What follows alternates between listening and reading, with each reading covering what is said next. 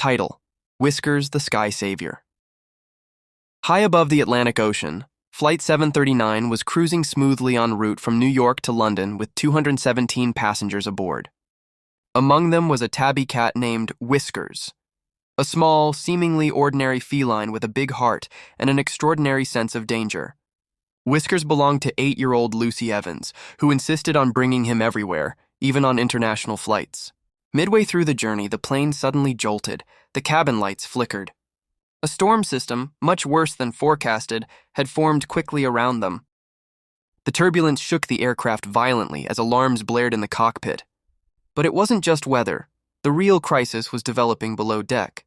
In the cargo hold, a short circuit had sparked a fire near a pressure valve. The fire suppression system, damaged by the electrical fault, failed to activate.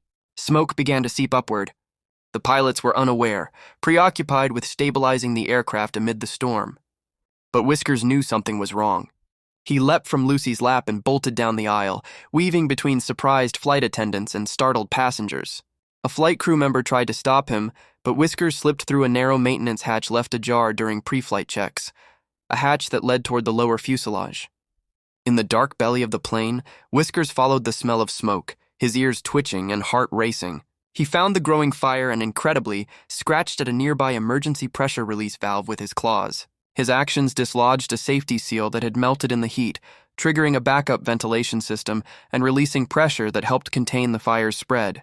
The small explosion that followed rocked the plane, but it was a controlled release.